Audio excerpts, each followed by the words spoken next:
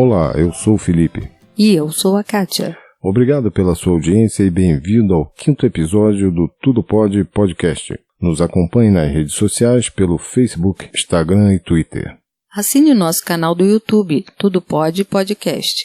Nos escute pelos principais aplicativos de podcast e, se gostar, assine o feed. E qualquer dúvida ou sugestão de pauta, nos envie um e-mail para contato@tudopode.com.br.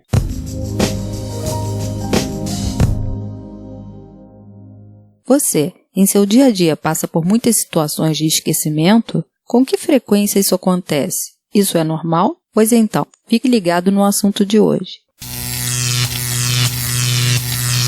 Neste episódio, vamos narrar algumas situações corriqueiras de esquecimento que acontecem ou já aconteceram com todo mundo pelo menos uma vez. Se você é muito distraído ou passa por alguma situação de estresse ou de pressão, pode ser candidato a passar por esta situação o tempo todo. De início, para refletir, fique com essa frase sobre a memória do escritor, jornalista, romancista, teatrólogo, contista e cronista Nelson Rodrigues. Não há nada mais relapso do que a memória. Atrevo-me mesmo a dizer que a memória é uma vigarista, uma emérita falsificadora de fatos e de figuras. Em nossa rotina diária, principalmente quando devemos cumprir um determinado horário, temos que nos organizar ao máximo e muitas das vezes não damos conta de tudo. Esquecemos de coisas fúteis, de coisas ou hábitos que praticamos todos os dias. Como é possível? Por que isso acontece comigo? Vamos falar então sobre algumas situações e depois tentaremos dar uma explicação melhor das nossas falhas de memória diárias. Nosso intuito não é deixá-lo preocupado ou fazê-lo se autodiagnosticar, apenas alertá-lo de que algo repetitivo em suas rotinas diárias podem não ser tão normais, caso se tornem muito frequentes, podendo até merecer uma atenção especial por poder tratar-se de algo mais complicado. Então vamos lá. Você já encontrou alguém na rua que lhe chamou pelo nome, que perguntou por seus pais, irmãos, marido, filho, enfim, a pessoa te conhece e você não lembra sequer o nome dela?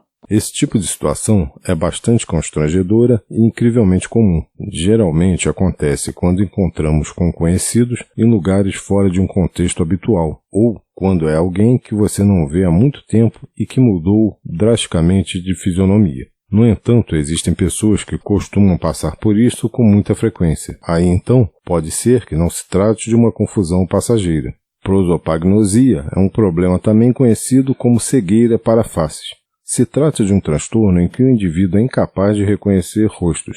E dependendo da severidade de cada caso, os indivíduos com prosopagnosia chegam a ter dificuldade para reconhecer familiares e até mesmo os próprios rostos. Essa eu não sabia, mas prefiro acreditar que seja apenas um esquecimento mesmo. Nessas situações não tem muito jeito, ou seja honesto e diga que não está reconhecendo a pessoa, ou invente uma desculpa. Diga que está com muita pressa e fuja da fatídica situação o mais rápido possível. E você já saiu de casa e ficou paranoico pensando se desligou algo ou se trancou a porta? Um dia ou outro saímos de casa e no caminho de nosso destino lembramos de algo e ficamos loucos pensando naquilo. Por exemplo, se desligamos o ferro de passar, se fechamos o gás ou até mesmo se trancamos as portas e janelas. Bem, temos que manter a calma e, se possível, pedir a alguém para dar uma olhada. Se a dúvida aumentar muito, é bom você mesmo retornar em casa e se certificar de que está tudo ok. O fato é que quando essas neuroses passam a ser diárias e lhe deixam em um estado de pânico incontrolável, é hora de procurar auxílio de um profissional na área psicológica, pois você pode estar sofrendo de alguma espécie de transtorno ou estresse emocional. A neurose se refere a um conflito psicótico de ordem grave e traumática, gerando o medo com um efeito exagerado sobre um fato qualquer. A reação da pessoa acometida se torna muito maior do que o real valor do acontecimento. Algumas pessoas chegam a passar mal e até mesmo desmaiar quando estão em situações de pânico. Por isso é melhor cuidar da saúde, pois pode ser um sério problema.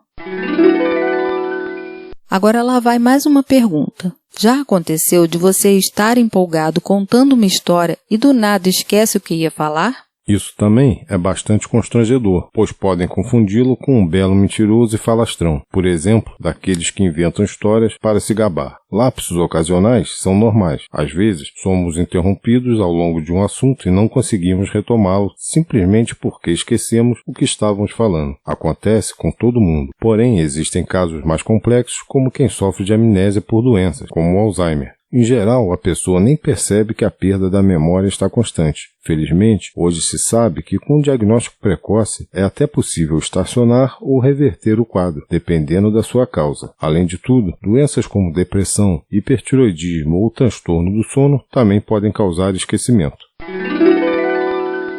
Agora eu quero saber, você já trocou um objeto de lugar e esqueceu onde o colocou?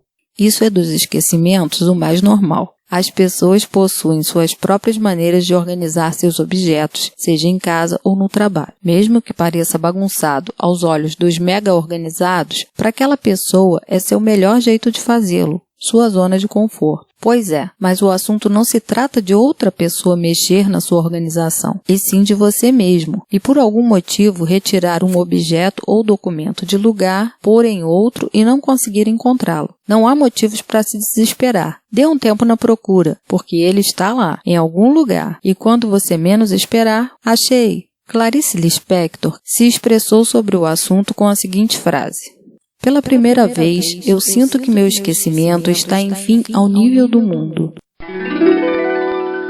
Nossas memórias são formadas por conexões entre os neurônios. Suponha que você anotou no papel um número de telefone e seu cérebro usa um grupo de neurônios para processar essa informação. Para memorizá-la, fortalece as ligações entre eles. E aí, quando você quiser se lembrar do número do telefone, ativa esses mesmos neurônios. Por que então esquecemos? Nesse processo, parte do cérebro age como se a tal informação, o número do telefone, fosse uma coisa inteiramente nova, que deve ser aprendida. E esse aprendizado acaba alterando as conexões entre os neurônios. Isso interfere com outros grupos de neurônios, que guardam outras memórias. E chegamos ao resultado. Ao se lembrar de uma coisa, você esquece outras.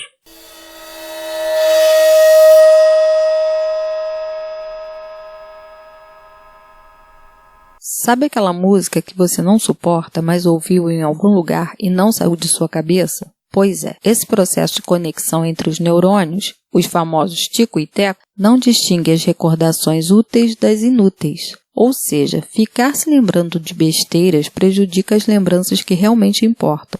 O simples ato de ouvir rádio pode ser suficiente para disparar esse processo. Acredita-se que determinadas músicas possam travar o córtex auditivo, causando aquelas incessantes repetições de uma melodia dentro da sua cabeça. Conclusão: estamos esquecendo cada vez mais as coisas importantes porque lembramos cada vez mais das coisas inúteis. Dizia o filósofo, filólogo, crítico cultural, poeta e compositor prussiano do século XIX, Friedrich Nietzsche, a vantagem de ter uma péssima memória é divertir-se, muitas vezes com as mesmas coisas boas, como se fosse a primeira vez. Casos como demência precoce, abaixo dos 50 anos, são raríssimos e esquecimentos frequentes tendem a ser sintoma de tensão excessiva, ansiedade ou depressão. Menos de 5% dos casos de Alzheimer começa antes da terceira idade. Portanto, enquanto tudo estiver dentro da normalidade, vamos nos divertir e dar risadas com os nossos lapsos de memória. Vamos relaxar e tentar criar uma rotina anti-esquecimento, como fazer uma agenda de compromissos, uma lista de tarefas diárias, separar documentos e objetos no dia anterior e deixá-los à vista, enfim, ajude-se. Você não é a prova de esquecimento. Segundo o filósofo e teólogo espanhol Jaime Balmes, basta o esquecimento de uma única circunstância para nos levar ao erro.